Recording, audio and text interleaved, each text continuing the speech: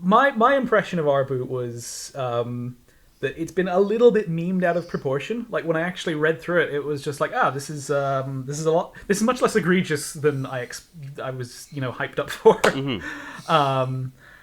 And yeah, there is like a little bit of a pivot in like Little Pip's character. Like I noticed that her long monologues at the start of every chapter kind of they shift from the burning desire to fix the wastelands to actually having second thoughts about the morality of her actions. It's not the most bearable thing, but it's growth. Also, shout out to Little Pip getting butt mad over very minor differences in cosmology between the show and her current reality, like the sun and the moon showing up at the same time. It's just like, is that really that big a deal? But now we're getting back into like 16-hour days and mad shit like that. Yeah. So I've mentioned the tone problem that this story as a whole has in previous podcasts, where it's trying to be this pulpy action romp and a weighty morality play at the same time, and the two just constantly just get in each other's way. Arbu is one of the more pointed examples of this. The town itself, as like a world-building detail, appears to be based on Andale from Fallout 3, which is bizarre, campy comic book nonsense. It's a town full of cannibals who basically don't believe the war has ended. And if we were in like pulp action mode, then this would be fine. It's they rock up to the town, they discover cannibals, they kill the cannibals, job done. We don't actually have to think about that too hard because it's Indiana Jones. Of course, the mooks get thrown into the cavern. But totally, that's what happened. But this is but we're not in pulp action mode. This is a story with trauma and consequences. It's to make a reference to essayist Lindsay Ellis. She talks about in her video about Guardians of the Galaxy 2. She brings up a clip of Gamora and Nebula fighting. And they're doing all kinds of like mad shit, like picking up machine guns off down spacecraft and hurling each other into explosions and stuff. And what she says, it's you might not have had a fight like this, but you might have had a fight that felt like this. It's this is what fantastical backdrops and speculative fiction stuff. They can literalize big feelings using their fantastical elements. Which makes these situations feel relevant. It's like you take real emotions from like everyday life and put them into space or the wasteland or whatever. Fallout Equestria does not do this. Instead, it takes these absurd situations and then it's like, what would people actually feel like going through that? And the answer is terrible. It's like yeah. I mean, psychologically speaking, that makes sense, and the therapist in me gets frustrated sometimes with this too. It's like we're trying to roll with the realistic emotional weight of actually, being in a dying world and murdering people to survive, and then peppering the downtime with lighthearted, Joss Whedon joking, just to try and smooth things over. It's like I've heard the Justice League movie is like this.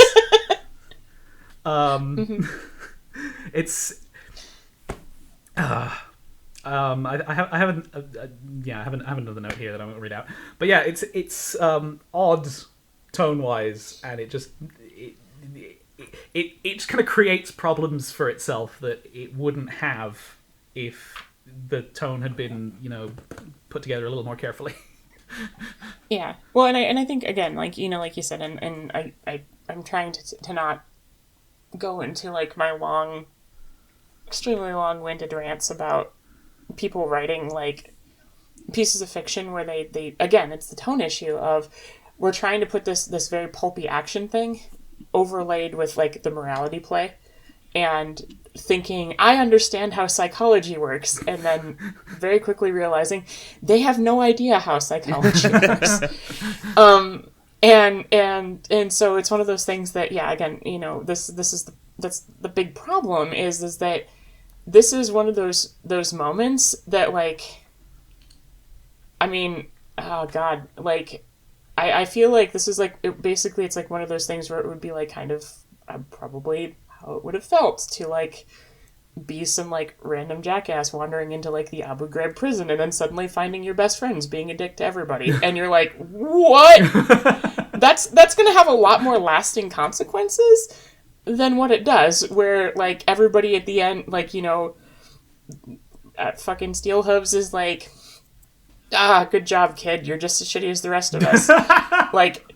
Like, you know, Velvet is like, little Pip, I can't believe you did all of these terrible things, and you're so bad for doing so, but these are cannibals, and they're terrible people, so we're gonna give you hugs. And then, like, Calamity's just like, I'm pissed off at you, and I hate you, bro, but I'm gonna give you a bro hug because this is a ship that should have happened, but didn't, because you're lesbian, and it's sad. But, like, but it's one of those things where it's like, realistically, if you're trying to show realistic emotions in your story, you need to stick with that. I'm pretty sure that, like, if these were normal people, Calamity's not going to be talking to Pip for, like, a month. Yeah. Being like, because there's just this level of, like, I get what you did, but, however, at the same time, like, excuse me, I'm going to need, like, a few days to figure out how the heck to feel about you, because yeah, it's the fuck, dude. it's almost like a casualty of the pacing and the structure that, like, this extremely significant psychologically scarring event doesn't have the room for its consequences to breathe, because we're on a schedule here and we have to get back to Buckland Cross because the dude in the box, we need to get rid of him, and then we have to go to Camelot, you know, chop chop. Right, exactly. And I mean, and, you know, obviously there's always going to be situations where basically people, again, psychologically are going to be able to compartmentalize.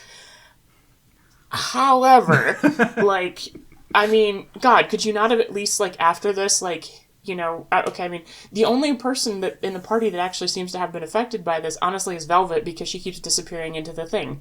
I'm like, could you give, like, you know, Calamity, like, a casual, like, alcohol addiction for a while? Well, like, Velvet has been disappearing into the Fluttershy orb ever since it first came into the story, so that's not really much of a change in her character for that. It's very it's not, but told, not shown.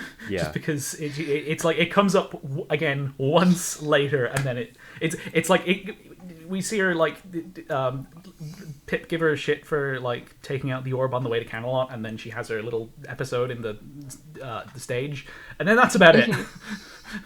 We'll get to fucking Velvet. Yeah. But back to Arbu. As far as, like, anyone who's severely affected by this, so obviously Pip is affected by this, but next to her, I would say Calamity was the most emotionally impacted by this event, because he's still dwelling on it chapters later. I think even in the last chapter of the volume, in chapter 38, Calamity is like, I'm still thinking about what happened in Arbu. It's in the melodramatic arguing about nothing. Yeah. So that's what you're talking about. Yeah, it's just we just have to sit there and listen to little Pip, like, eavesdrop on her friends for pages upon pages instead of it being, like, part of the story. Anyway, continue. But, I didn't mean to. Yeah. Oh no, but you're right. Like, the thing is, though, is that, like, realistically, we, again, authors, if you're going to do something with this and you want to actually try to have some sort of psychological realism, maybe spend 2 minutes Googling what the side effects of something like this would be, and go from there. Or, please, you could be like Arthur Fleck in the movie The Joker, where he's like, you know, I killed someone, and I thought it would affect me, but it hasn't really. See, the thing is, though, is that with that's showing a degree of sociopathy. I need to see that movie, by the way. I still haven't yet. I'm not entirely sure what you just said because I talked over you, but I think we basically said the same thing, making just in two different ways. Because, like, you know, early stage Adam Smasher in Duck and Cover was written to be a literal sociopath, which is why she just gets into her first fight and is just like, well, I guess this happens. I wonder what stuff they were carrying. Anyway, and you know, well, and to a degree, like, you know, also we have to, you know, again, so suspension disbelief, and we have to understand, like, trying to get into the characters' heads. We understand that, like, this is part of the wasteland, but, like, my God, like, you know, there's, I don't know. Yeah, I mean, it's like I was saying with The wasteland needs heartmenders, like, badly. It's like I was saying with the Guardians of the Galaxy comparison. It's just like, you know, you take everyday feelings and make them big to make your big setting instead of taking the big setting and then thinking about what it would actually feel like to spend 300 years in space having your robot bits pulled out or whatever the fuck. Ooh. Right. Or and realistically with that entire scene too, like, you know, the point behind that, the feelings that are in that particular scene with Gamora and what's her face fighting.